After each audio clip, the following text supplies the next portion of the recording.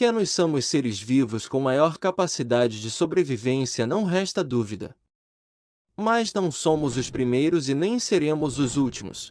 Como diz Chicó do filme Alto da Compadecida, tudo que é vivo morre. E nesse vídeo quero lembrar com vocês a história dos seres vivos e do planeta Terra. Segundo teorias dos cientistas. Fica comigo até o final do vídeo.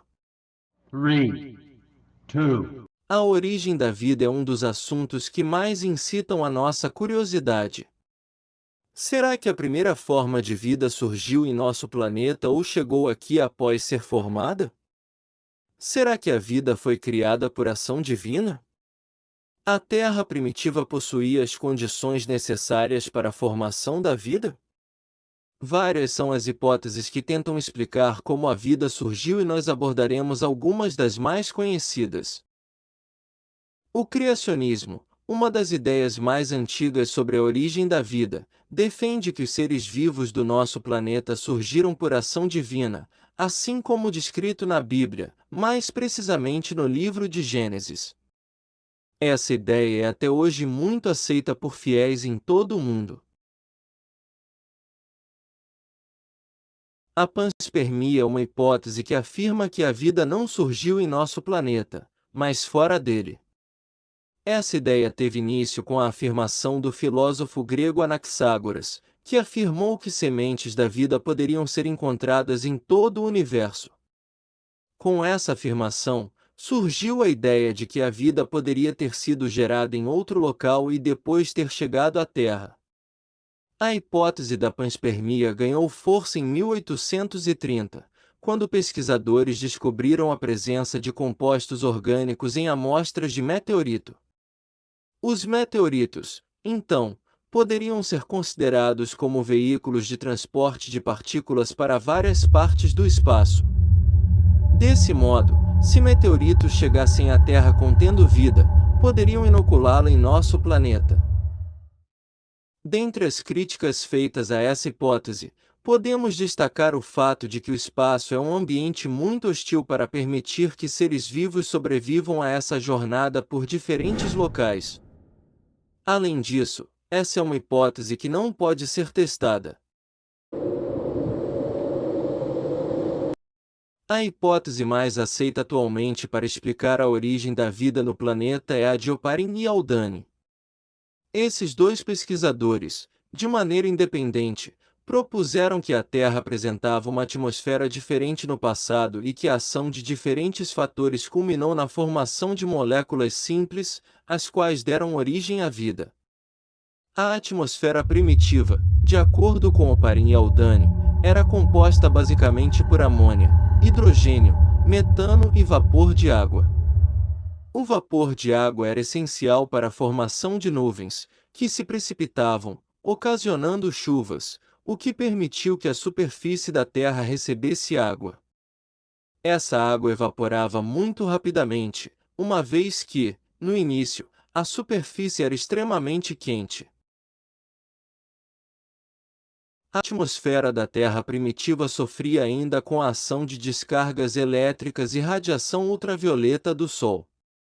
Esses dois agentes foram essenciais para que os elementos da atmosfera reagissem e formassem moléculas orgânicas, como os aminoácidos. Esses compostos chegaram à superfície da Terra por meio da água das chuvas. Os aminoácidos, em condições adequadas, deram origem a estruturas semelhantes a proteínas. Essas proteínas foram acumulando-se nos oceanos em formação e deram origem aos chamados coacervados, agregados de proteínas rodeadas por água. Com o tempo, esses agregados tornaram-se cada vez mais estáveis e complexos e passaram a se duplicar, resultando nos primeiros seres vivos. Os pesquisadores Miller e Urey, em 1953, montaram um experimento para recriar as condições da Terra primitiva proposta por Oparin e Haldane. Nesse experimento, os pesquisadores da Universidade de Chicago foram capazes de produzir aminoácidos e também outros compostos orgânicos, comprovando, desse modo, que a ideia de Oparin e Haldane poderia estar correta e que moléculas orgânicas poderiam ser formadas naquelas condições. Vale salientar, no entanto, que atualmente se sabe que a atmosfera primitiva não seria como aquela proposta por Oparin e Haldane. É válido ressaltar que experimentos realizados em outras condições da atmosfera também conseguiram produzir moléculas orgânicas. O planeta primitivo apresentava condições pouco propícias à vida. Assim sendo, muito ainda se discute a respeito de como era o primeiro ser vivo e como ele conseguia alimento naquele ambiente. Duas hipóteses tentam explicar como eram esses seres vivos, a hipótese heterotrófica e a hipótese autotrófica. Como sabemos, organismos heterotróficos são incapazes de produzir seu próprio alimento, necessitando captar matéria orgânica do meio. Os pesquisadores que defendem que os primeiros organismos apresentavam esse tipo de nutrição baseiam-se no fato de que os primeiros seres deveriam ser pouco complexos e dificilmente seriam capazes de produzir seu alimento. Eles, provavelmente, captavam a matéria orgânica disponível e obtinham a energia delas por meio da fermentação.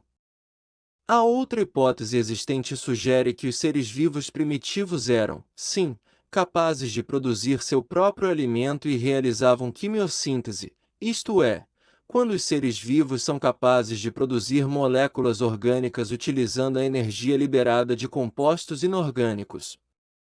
Segundo os defensores dessa ideia, os primeiros seres vivos não poderiam ser heterotróficos, pois naquele ambiente não haveria moléculas orgânicas suficientes para suprir a necessidade de todos os seres vivos em formação.